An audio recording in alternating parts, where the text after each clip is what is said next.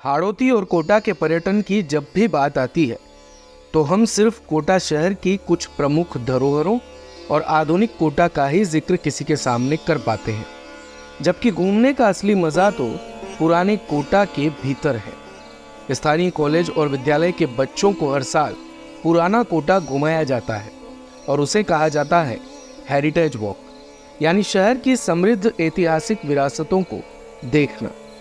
महाराष्ट्र के पुणे नगर निगम ने heritage walk की पहल को जब शुरू किया था तो देश में उसके बाद कई दूसरे महानगर और शहर भी इस पर विचार करने लगे, क्योंकि इस प्रकार का नवाचार शहर के पर्यटन को तो बढ़ावा देता ही है, लेकिन इसके साथ ही समृद्ध होती है वहाँ की ऐतिहासिक इमारतें और सांस्कृतिक विरासतें।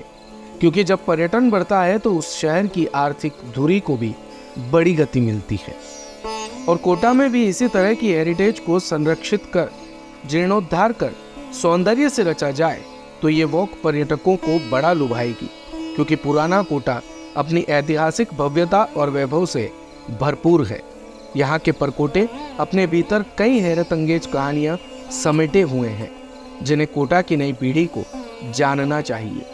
ऐसे में कोटा को पर्यटन से जोड़ने और रियासतकालीन इमारतों तथा उपेक्षित धरोहरों को बचाने में भी कारगर सिद्ध होगी हेरिटेज वॉक। इस वॉक के जरिए कोटा का गौरवशाली इतिहास अपनी आभा बिखेरता रहेगा और लुभाता रहेगा पर्यटकों को सालों साल। बस उससे पहले करने होंगे सरकार और पर्यटन विभाग को कुछ काम। कोटा की ऐतिहासिक धरोहरों के वैभव को प्राचीन परकोटे, बुर्ज और फोर्ट वाले दरवाजे भव्यता प्रदान करते हैं। कहा जाता है कि कोटा के परकोटों की दीवार इतनी मोटी और चौड़ी है कि ऐसी दीवार यहाँ के अलावा दुनिया में सिर्फ इस्तांबुल में ही देखने को मिलती है। इनको बचाने के प्रयास तो हुए, पर लगातार हो रहे निर्माण से ये पीछे छुपता जा रहा है। स्थिति ये हो गई है कि सूरजपोल गेट से लेकर पुराने अग्निशमन केंद्र तक परकोटे का बहुत कम हिस्सा दिखता है। हेरिटेज वॉक के लिए सूरजपोल गेट एंट्री पॉइंट है। ऐसे में कम से कम 300 से 400 मीटर तक परकोटे का अतिक्रमण या अन्य किसी तरह के निर्माण से मुक्त रहना चाहिए, जिससे वहां आने वाले पर्यटक भी अच्छा महसूस करेंगे।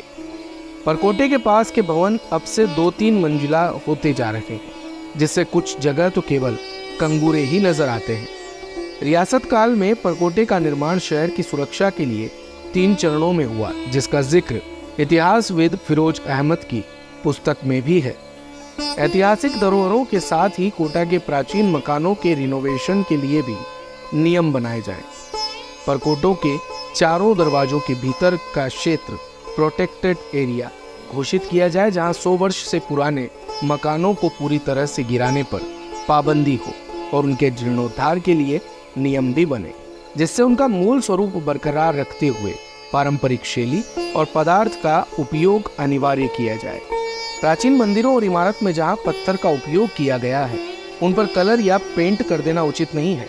निर्माण के लिए नगर निगम से स्वीकृति को जरूरी बनाया जाए, क्योंकि पुराने कोटा शहर में ऐतिहासिक इमारत की तरह निजी मकान भी बहुत खूबसूरत बने हुए हैं, जिनमें हवेली जैसी झरोखे और दीवारें हैं, और अगर उन्हें उसी रूप में रखा जाए तो हेरिटेज वॉक का महत्व बढ़ जाएगा। इसके साथ ही आने वाले समय में इसे इलेक्ट्रिक व्हीकल जोन बनाने पर भी विचार हो। हेरिटेज वॉक का दायरा और आकर्षण बढ़ाकर भी इसे अभूतपूर्व स्वरूप दिया जा सकता है। दरअसल कोटा में चंबल रिवर फ्रंट के निर्माण के बाद से लगातार ये महसूस किया गया कि शहर की मूल ऐतिहासिक विरासत से अलग थलग पड़ा रिवर फ्रंट पुराने शहर में केवल बड़ी समाध से कनेक्ट है। जिसके बाद इसमें यह सुझाव सामने आया था कि रिवर फ्रंट में पाटनपोल की तरफ से रामपुरा तक आने का गलियारा बने, जिसका टोकन भी निर्धारित अवधि के लिए जारी हो, ताकि बाहर से आने वाले पर्यटक इस तरफ जाकर मथुराधीश मंदिर में दर्शन कर पाए और बेरू गली में कोटा डोरिया के उत्पादों की खरीदारी भी कर सके। स्थानीय व्यंजनों का स्वाद चख कर पर्यटक ऐतिहासिक इमारतें देखें और वापस रिवर फ्रंट की तरफ लौट जाए।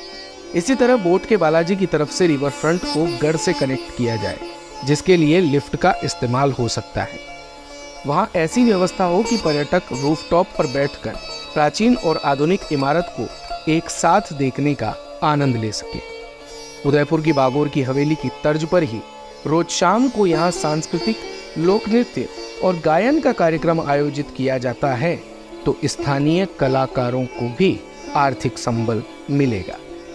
कोटा की ऐतिहासिक धरोहरों से जुड़ी जानकारी और ऐतिहासिक तथ्यों की एक ऑडियो क्लिप भी पर्यटन विभाग को किसी वॉइस ओवर आर्टिस्ट से तैयार करवानी चाहिए, जिसे बाद में गूगल से लिंक कर दिया जाए। इसके दो फायदे होंगे। एक तो ये कि इमारत का व्यापक प्रचार प्रसार होगा, और दूसरा कि अगर कोई पर्यटक अकेले भी है तो जिस इमारत के सामने वो पहुंचे, स्वयं ऑडियो क्लिप से उसके बारे में जानकारी सुन सके। इसके अलावा सूरजपोल गेट पर पर्यटन केंद्र भी खोला जाए, जहां हेरिटेज वॉक से संबंधित ब्रोशर पर्यटकों को उपलब्ध हो सके। दिन भर की सारी अपडेट्स के लिए सब्सक्राइब करें भारत कवरेज को, और हाँ, बेल आइकन दबाना ना भूलें ताकि आप रहें अपडेटेड हमेशा।